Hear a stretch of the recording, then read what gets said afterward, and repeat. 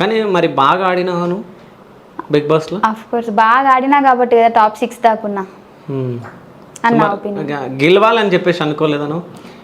ఇప్పుడు గెలవడం అనేది మన ఆడియన్స్ చేతిలో ఉంది. ఇప్పుడు నేను అనుకుంటే సరిపోదు కదా. ఇప్పుడు నేను ఇల్లు కట్టేస్తా అని నేను ఏదో మాటల్లో అయిపోతే అది కాదు కదా.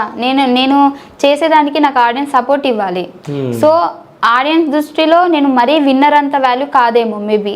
సో విన్నర్కి అనేది ఒక సపరేట్ బేస్ ఉంటుంది కదా. సో అది నేను కాదేమో. అయితే జబర్దస్త్లో చేసుకుంటూ అంటే మా టీవీ బిగ్ బాస్కి వెళ్ళాలంటే జబర్దస్త్లో మీకు మల్లెమల్ల నుంచి మీకు అగ్రిమెంట్ ఉంటుంది కదా, అట్లాంటివి ఏం లేకుండా నీకు?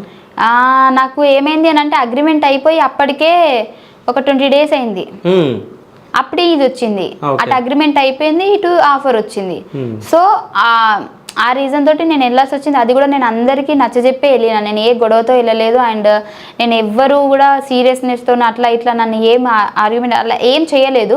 నేను ఒకటే మాట చెప్పాను, సార్ నాకు చాలా వాల్యూ ఉంది ఈ మల్లెమాల సంస్థ మీద. ఎందుకనంటే ఫైమా అనే ఒక పర్సన్ని పరిచయం చేసింది ఇక్కడే.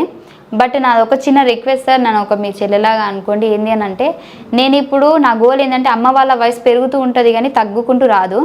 వాళ్ళు ఎప్పటి నుంచో ఒక సొంత ఇంట్లో ఉండాలనేది వాళ్ళ గోలు. ఆ గోల్ నేను వాళ్ళకి అనుకున్నది ఒక ఇల్లు ఇచ్చేసాను అనుకోండి. ఆ తర్వాత నేను ఎక్కడ వర్క్ చేసుకున్న ఏం నా కోసం నేను చాలా ఇయర్స్ కూడా కష్టపడతాను. బట్ వాళ్ళకు ఒక ఇల్లు ఇవ్వాలని నా గోలు. అక్కడికి వెళ్తే నాకు మా అమ్మ వాళ్ళ గోల్ని నేను వాళ్ళ కోసం ఒక ఇల్లు కట్టియొచ్చు అన్న ఒపీనియన్తో వెళ్తున్నాను. అంత మంచి స్టేజ్ నాకు వచ్చిందంటే నేను హ్యాపీగా ఫీల్ అవుతున్నాను సార్. వెళ్ళి వస్తాను ఖచ్చితంగా, నేను ఎక్కడికి వెళ్ళనని చెప్పేసి వాళ్ళని రిక్వెస్ట్ చేసే వెళ్ళాను నేను.